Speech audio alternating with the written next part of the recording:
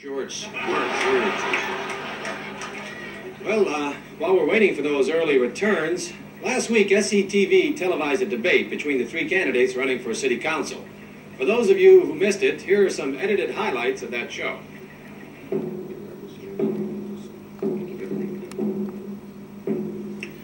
Good evening, I'm Earl Cannonbear. I'm sitting with three candidates running for a seat on city council. Shirley McLennan Black, Jack Brown, and a local favorite, a man who I feel can really do the job, Johnny LaRue.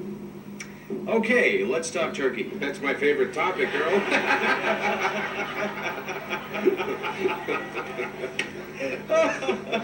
Great sense of humor, Johnny. Just what you need in a high-pressure job like the one you're running for. All right, let's start with the topic for debate. A 300-acre tract of land just outside Mellonville is being rezoned for industrial development. Now, as a professional journalist and a concerned citizen, I want to know where you stand. So, women and children first. Let's start with Shirley McLennan Black. Oh, could you just say the first part again, please? What? The question? The 300-acre tract of land just outside Mellonville. Where do you stand on the issue? Yes, of course. Well, Earl, as an actress turned politician, I would like to meld the two together. And on that tract of land, Earl, I would like to build a political theater where the people can come to me and I can perform for them. Because I work best in front of an audience.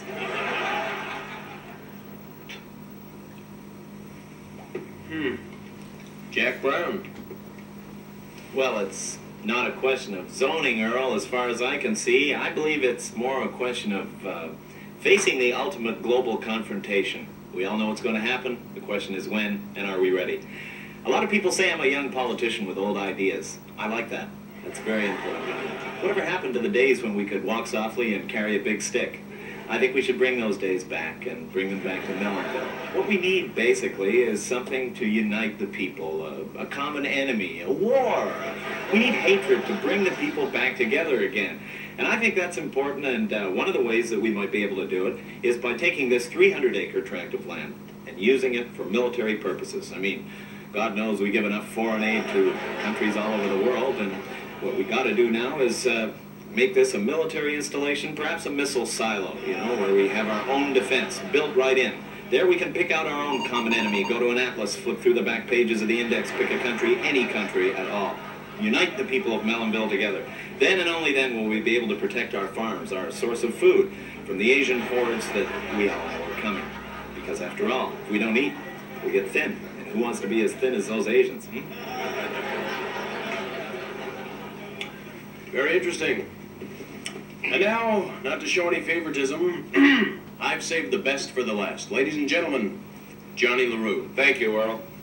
You people may or may not know this, but I was born right here in Mellonville. That's right. My roots are here. Sure, I left for a few years, but I'm back to stay. You know, I think the good people of Mellonville, they know me, and they know what I stand for. Sure, I caused a lot of scandals in the past, and I apologize for them, but let bygones be bygones. Let's move ahead. On to that 300 acres of land. You know what I'd like to do with them?